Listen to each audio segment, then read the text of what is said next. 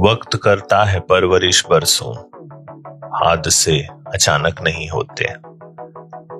ये बात कुछ कुछ ठीक लगती है अगर विट्रूवियस एक रोमन इतिहासकार की आर्किमिडीज पर लिखी जीवनी को सच माना जाए तो। राजा ने अपने शाही खजाने से सोना निकलवाकर सोनार को दिया, जिससे वो उसके लिए शाही मुकुट रॉयल क्राउन बना सके। क्राउन बना तो खूबसूरत, लेकिन राजा को संदेह हुआ कि कहीं सोनार ने दिया हुआ सोना चुराकर उसकी जगह सस्ती चांदी का उपयोग तो नहीं कर दिया। अब इस शक को कैसे दूर किया जाए, क्योंकि क्राउन का वजन तो ठीक, लेकिन सवाल उसकी प्योरिटी पर। कहानी कितनी सच ये कौन जाने, लेकिन राजा ने आर्किमिडीज को सच पता लगाने का जिम्मा सौंपा। दड़ियल बुढ़ा आर्किमिडीज कई दिनों तक जवाब की कोशिश से थक कर चूर हो एक दिन जब नहाने के लिए अपने बाथ टब में लेटा, तभी उसका ध्यान गया कि जितना उसके शरीर का वजन पानी से भरे टब में डूबता जाता, उतने ही अनुपात में पानी टब से बाहर गिरता जाता। यूरेका, मिल गया। जोर से चिल्लाते हुए नंगे दड़ियल बुड्ढे आर्किमिडीज को भागते देख पता नहीं शहर के लोगों ने क्या सोचा होगा, लेकिन आर्किमिडीज को आज हम जबरदस्त तरकीबें खोजने वाला एक 3rd सेंचुरी BCE का जीनियस मानते हैं। सोने की डेंसिटी चांदी से ज्यादा है, तो शुद्ध सोने से बना हुआ क्राउन चांदी मिले क्राउन से थोड़ा छोटा होगा, और अगर दोनों को अलग अलग पानी के जार में डाला जाए तो मिलावटी क्राउन शुद्ध क्राउन से थोड़ा ज्यादा पानी डिस्प्लेस करेगा। अपनी किताब ऑन फ्लोटिंग बॉडीज में इस सिद्धांत को, जिसे आज हम आर्किमिडीज प्रिंसिपल के नाम से जानते हैं, उसने लिखा कि किसी ठोस वस्तु सॉलिड बॉडी को पूरा या आंशिक अगर किसी द्रव्य फ्लूइड में डुबाया जाए तो फ्लूइड के द्वारा उस बॉडी पर ऊपर की ओर एक बल फोर्स लगता है, जिसे बॉयंसी फोर्स कहते हैं, जिसका मान वस्तु बॉडी द्वारा हटाए गए द्रव्य फ्लूइड के बराबर होता है।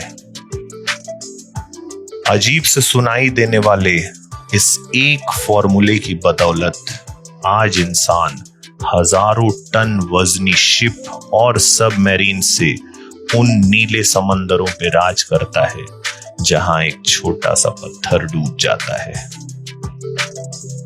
आर्किमिडीज से पहले जन्मे यूक्लिड ने ज्योमेट्री को ठीक ढंग से अपनी 13 किताबों के संग्रह एलिमेंट्स में समझाया। यूक्लिड की ऑप्टिक्स ने तो पूरे मानव जाति के देखने के ढंग को ही बदल कर रख दिया।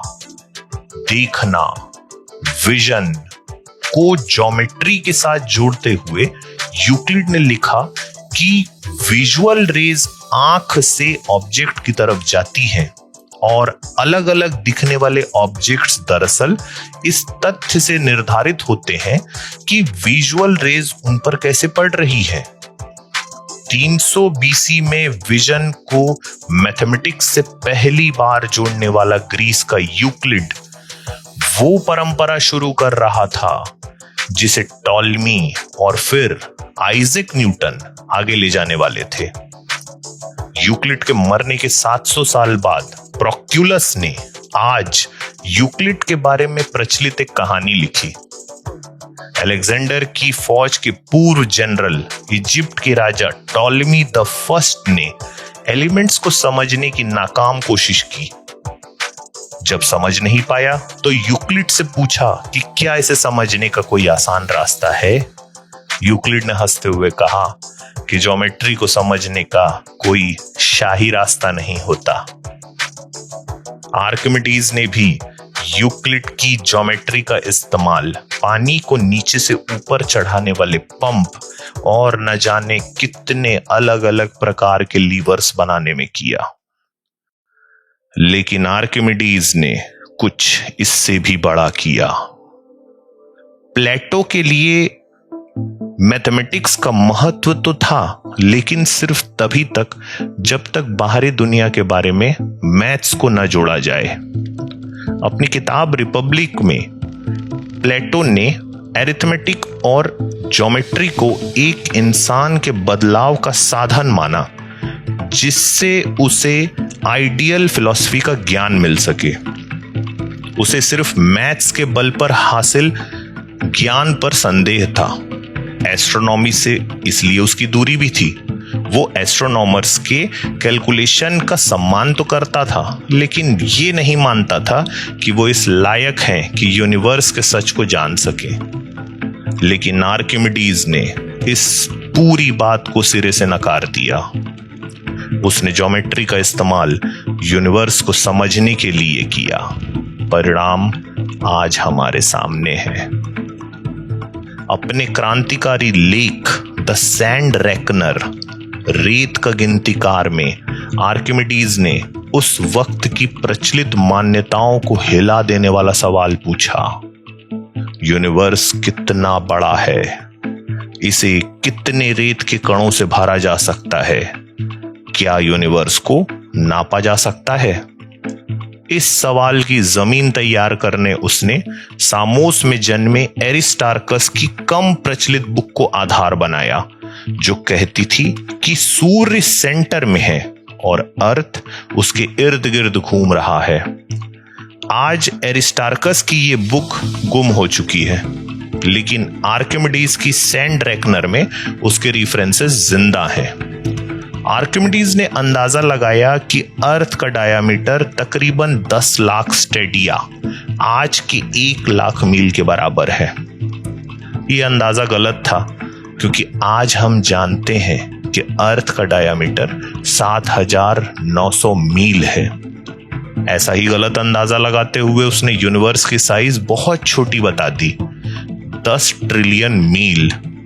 आज हम जानते हैं कि 1 लाइट ईयर 6 ट्रिलियन मील के बराबर होती है, और सिर्फ हमारी मिल्की वे गैलेक्सी का डायामीटर ही 1,20,000 लाइट ईयर है।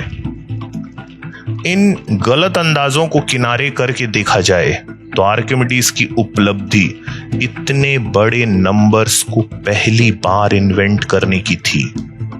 अपने वक्त से आगे बढ़कर उसने मीरियड्स यानी 10,000, उस वक्त की सबसे बड़े नंबर से भी बड़े नंबर इजाद किए। बड़े यूनिवर्स को नापने मीरियड्स के मल्टीपल करता हुआ आर्किमिडीज अपने सबसे बड़े नंबर तक पहुंचा, एक के बाद 80 क्वाड्रेलियन जीरो। इसे हम आर्किमिडीज बीस्ट नंबर कहते हैं। यही नहीं, अपने समय के पहले से परिचित मैथमेटिकल कांस्टेंट पाई की एग्जैक्ट वैल्यू भी उसने निकाल ली, 22/7। 20वीं सदी का कैलकुलेटर ही आर्किमिडीज के बाद इस वैल्यू को ठीक निकाल सका। 400 BCE में मरने वाला डिमोक्रिटस 104 साल का था।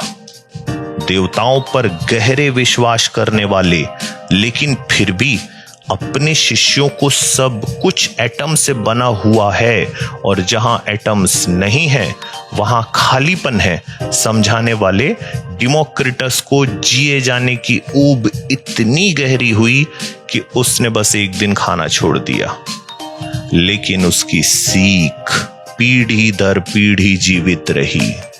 उसके एक शिष्य एपिक्यूरस ने 307 BCE में अपने एथेंस के घर पर एक नई फिलॉसफी स्कूल की नींव रखी, जहां ऐसे विचार उत्पन्न हुए कि विज्ञान की बगिया नए फूलों से भर गई।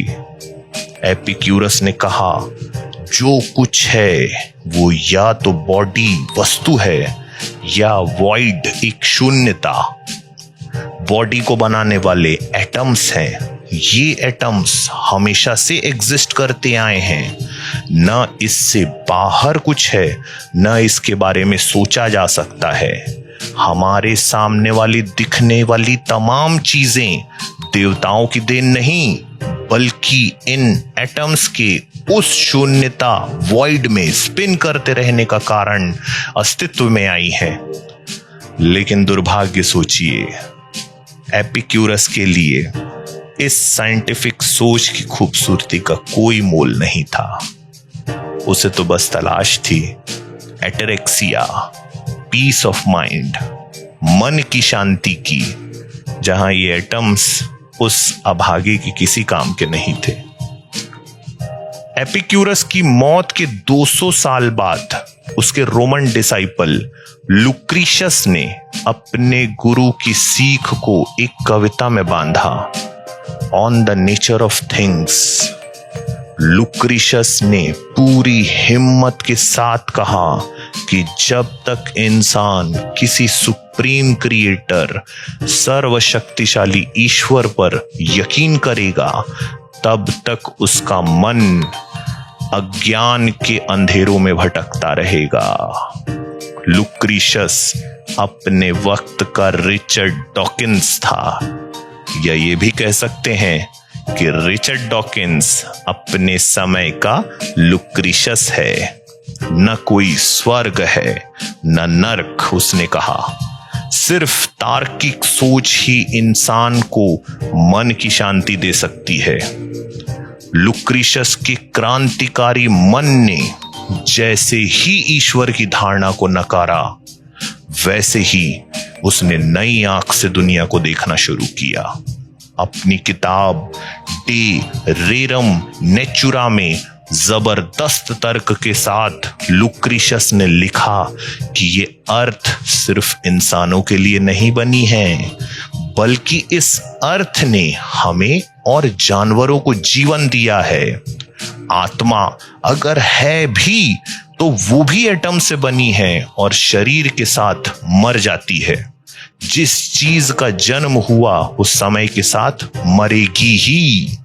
यहां तक कि ये अर्थ, चांद, सितारे, सूर्य, सब कुछ, और एक दिन ये यूनिवर्स भी वैसे ही खत्म हो जाएगा जैसे बाकी की चीजें।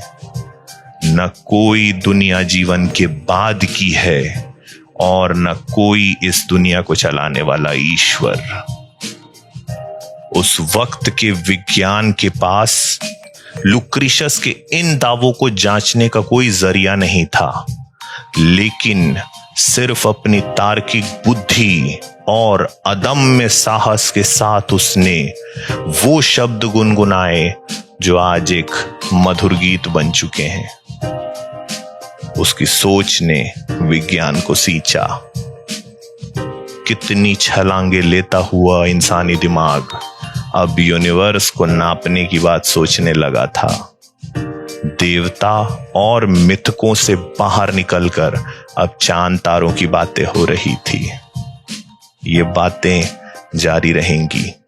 अभी बहुत कुछ है विज्ञान कथा में, कहानी अभी बाकी है।